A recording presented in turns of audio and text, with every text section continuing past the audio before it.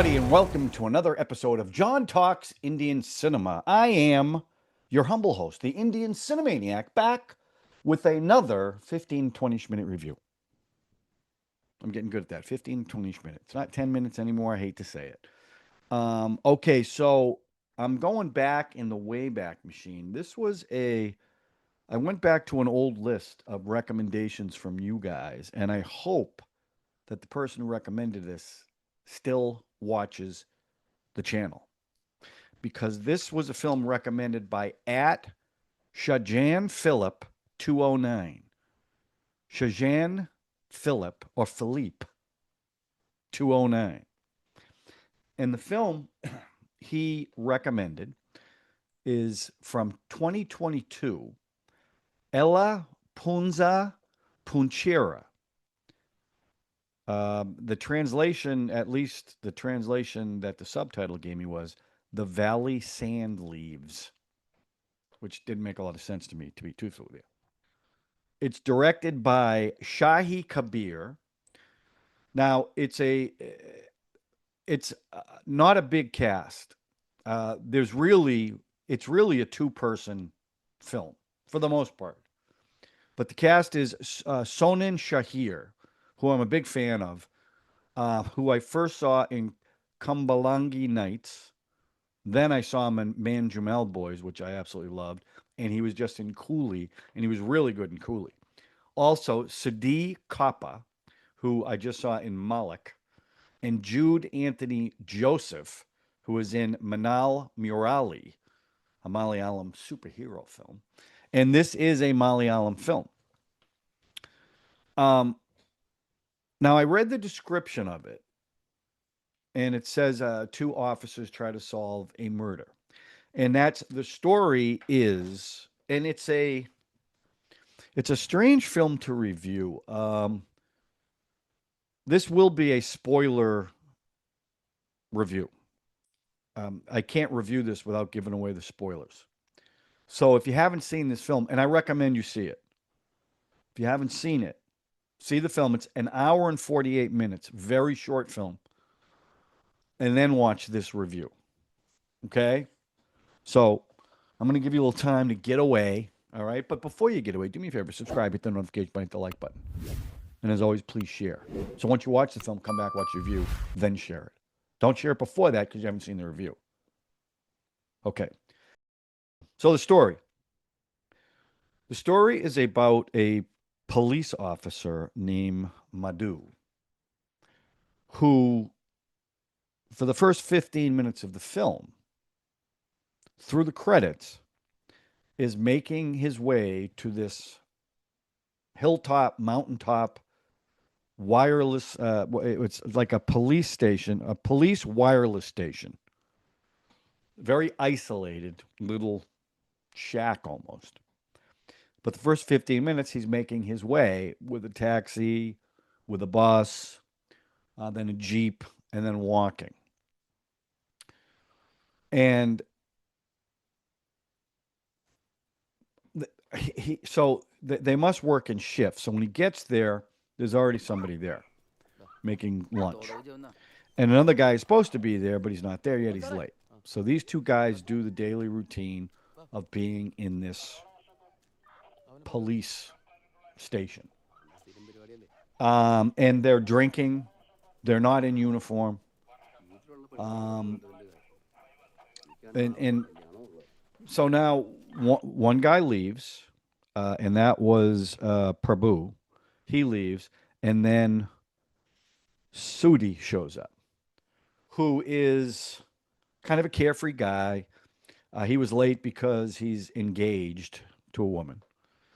And as the story progresses, there are body pieces being discovered. In fact, the film opens with a dog sniffing around some rocks. And the dog finds, and this goes on for a few minutes, the dog finds a yellow bag and takes the yellow bag away, and you see a human foot. Okay, that's how it starts. Then it goes on Madhu's journey to the top.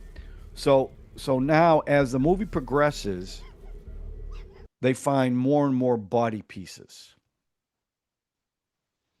And a, a, a lot of the exposition is done through radios. So these two guys are isolated up on this mountain, and they're hearing things on the radio from other cops. Now there is a scene where the cops show up, their superiors, and they can see them because they're so high up at this place that they can see the road way down. And they see their superior coming up the road, which gives them enough time to shave, get cleaned up, and put on the full uniform that the police wear. Okay. So as the movie progresses, Sadu finds a human hand, and it's where a dog was buried, and that was awful too. I don't know what it is about when people get killed, you feel one way, but when animals get killed, you feel a different way. And this poor dog died, and they buried the dog. Well, where the dog was buried, there's a human hand sticking out that Sadu sees. And the way they shot this was really interesting. He's standing there, and he senses someone's behind him, and he looks to his right a little bit, and he can see the shadow of Madhu with a gun pointed at Sadu's head, but doesn't react to it. And then casually turns around. So now there's all kinds of tension between the two. And now it's a cat and mouse game. Like, why is Madhu acting this way? And Sadu's starting to panic. He wants to get out of there. He doesn't know what's going on. And Madhu's the only one with a gun. And you really don't know why he's acting this way, although they're giving you the impression that he's responsible for all the body pieces. And I have to say, for the first hour and 15 minutes, it's a slow burn. Very little dialogue. Very slowly paced, like humdrum daily lives of what these guys do up on this mountain in this station. Very routine. They're bored. They're playing cards. Okay, so even though it did have me hooked because I couldn't figure out why there was now why Madhu was acting this way, right? And they create a lot of tension between the two, but it's never really explained why. And even though he's got opportunity to kill Sadu, he never does. In fact, at one point, Sadu tries to run away. There's this great foot chase through these giant, I don't know what they're called, weeds or something. And then they end up on a road in a fight in the pouring rain. And that's another thing that plays into this, the weather. In fact, one kid gets killed by a lightning strike while his mother and brother are in the shack out of the rain. So you can't figure that out. And it got really, not confusing, but you're like, I don't get it. I don't understand what's happening. So more and more body pieces are being found too. Now what happens? You find out that it's Madhu's wife, the body that's been chopped up. So once that's discovered, then you think you know what's going on, but you don't. So after that foot chase, now they're sitting at the table eating. And now Madhu starts explaining he didn't kill his wife. Now there's a flashback where Madhu's going home, see his wife. I think her name was Marith, I think it was. And he walks into the bedroom and she's hanging, from a noose, dead. And it's really disturbing because all you see her feet dangling. That's all you see. And he's beside himself. Well, she wrote a suicide note. Well, it ends up that Madhu had erectile dysfunction and nothing they could do could correct it. So she strayed. But when she strayed, she got pregnant. And that's what she explains in the suicide note. So she's pregnant, dead and pregnant. Now, I did not understand this motivation, and maybe somebody can explain it to me if you've seen it. But his solution to, because you could tell just the look on his face, whoever got her pregnant, he wants revenge. But he drags the body into the bathroom, takes out an axe, and starts chopping up the body.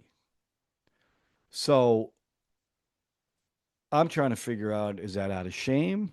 I mean, what would motivate him to do that as opposed to just call the cops and whatever?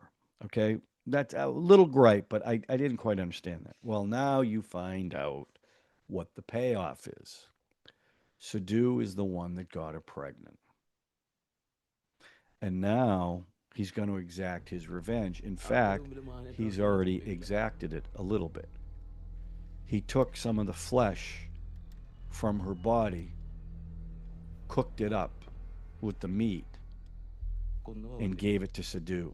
So Sudhu was actually eating her. Now, it makes sense now because every time he was eating Madhu, he would throw up. And you just thought, because he kept saying that he saw the kid get struck by lightning in the burned flesh. That's why he couldn't eat. Well, now you know why he couldn't eat, because it was his wife. So his plan is, because there's already been a death from lightning, he's going to make it look like Sudhu was killed by lightning fixing an antenna.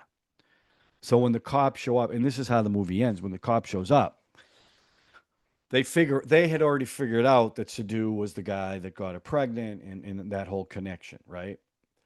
And when they go up there to investigate, they find out that they were going to arrest Sudhu, and because they thought he did it, they find him dead, accidentally killed by a lightning strike. But the inspector who's leading the investigation finds a piece of cloth on barbed wire that is also missing from the back of Madhu's shirt. So he knows Madhu did it. And he's on the phone with his boss with the little piece of cloth and says, yeah, this is all. No, I want to say exactly what he said, because he said, oh, nothing suspicious, and then throws the little piece away, because he knew that Madhu got revenge on the guy who, in essence, killed his wife, by his actions. And then the last shot is Madhu walking down this long road by himself. And that's how it ended. So, first of all, that twist was great, because it's a slow burn, and nothing's really happening, and very intense performances too. But I love the story. I give the story a 4. Original. I've never seen anything quite like that before. Now the performances, look, it's the two of them. Really, it's really just the two of them, and they start off one way, like even in the beginning when Madhu's trying to get there, you could tell something's on his mind. You don't know what it is, but you can tell something's on his mind. But when he gets to the place, he's easing back into his job, and he's kind of bantering back and forth with the two other cops.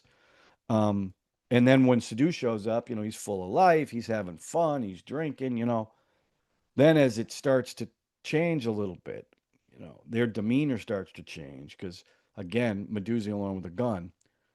Sudhu's starting to freak out, and Madhu's getting much more intense because he's closing in on his prey. So, because it really was and again, not a lot of dialogue. So everything's done facially, everything's done with body language, right? So I give the performances a 4. Well done.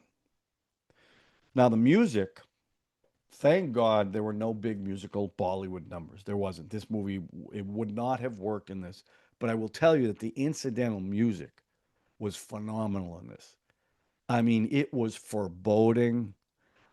It was not intense. It's not the way I wrote it. It's not that it's tense music, but it creates tension with the music. And I have complaints about Malayalam films that they play too much music.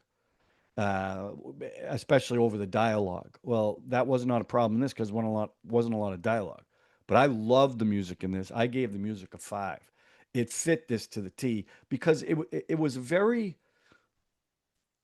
I just the feeling of being uncomfortable as you're watching it. That's what it was like because you knew something was going on, but you didn't know what.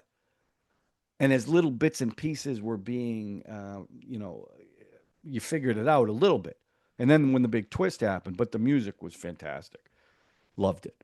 And I'm not, you know me, I'm not a huge fan of the music. My final verdict, I give this movie a 4. If you haven't seen it, check it out. Short, like I said, hour and 48 minutes. It was a quick watch, but you're invested, even though the first hour is slow. And I wasn't sure, but there's been a few times I've seen a few movies like that where the payoff makes up for the buildup that you have to go through in this film. And this film does that with the payoff, with the twist. So, Shajan Philip 209, I hope you're still watching, but great choice. Really enjoyed that film. So now I'm going to give you my recommendation.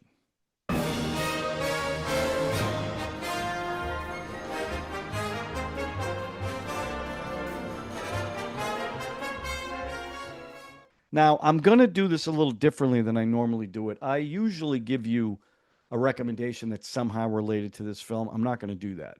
The reason why is I watched a film last night, and I hadn't seen it in a while. And this is a film that I absolutely love. And it's really a musical. Now, you guys, I know you guys like musicals because all your movies are musicals. But the film is 1991's The Commitment. And it's about a northern Dublin band that gets together and they're going to bring soul to the working man in Dublin.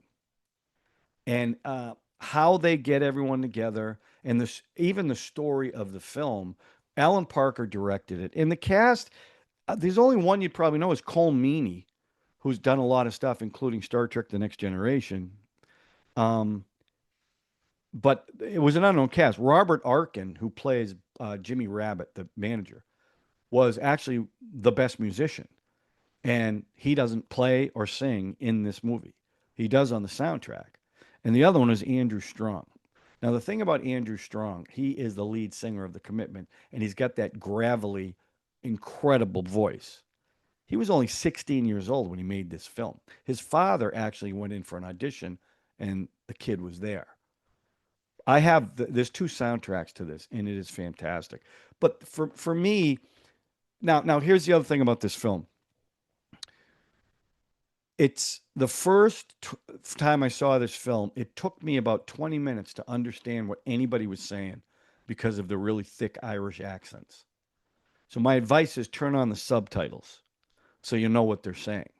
Okay? And the other thing is, I think the F word is used over 160 times in this film. It's like the word the. Okay? Now, get past that. And the cast of mostly unknowns, who 90% of them were musicians, not actors. There was only really 2 actors. The guy who played the trumpet, Joey the Lips, he was an actor. And there was one other one in the band. I don't remember who it was. But there were musicians because Alan Parker wanted to make sure they had musicians, not actors, who could really play and really look like a band. And by the way, they actually went on tour in the U.S. But the scene where they finally get it together and they do the one big show where Wilson Pickett's supposed to show up. And I don't even know, I'm probably going to get a copyright hit if I play the clip. But that scene was the Commitment Hetzer with black dresses and that booming voice that he got and the way it's shot with the camera zooming in and out. It's just a great scene. The music is fantastic in this film. And it's just one of those films that when I see it, I'm smiling the whole time because I love that kind of music. I love that it was a young cast of unknowns that, they were just so good in this. But again, The accents were tough, and some of the slang they used was tough to understand, but the music is phenomenal. So if you want a feel good movie, check out The Commitments. I think you're going to like that movie, okay? Now, as I move on and I'm trying to hit 2,000, you know what I need? I need you to subscribe. I need you to hit the notification button. I need you to hit the like button. And more importantly, I need you to share. Now, let me back up a little bit for the like button. I've said this to you a few times, but it's just not resonating. So here's what I want you to do: take some time and just hit the like button. Okay. I get, 400 views, I get 7 likes. So I guess you're telling me you don't like it, but I get more than 7 comments from different people. So I should get more than 7 likes. And I know I'm begging, but it makes a difference. I can't tell you why. I don't understand the algorithm, but it's a reality. So if you could do me a favor, big favor, small thing for you, big thing for the channel, just hit the like button for me, okay? All right, so that's it, folks. Again, I need recommendations, so please do so. You can give me Halloween's coming up pretty quick, so I don't have a lot of time to do horror movies. I've done a few of them, but if you've got one you want me to watch, please put it down in the comment section. And if I can stream it, I'll watch it. If I can't stream it, I won't. Simple as that. Okay.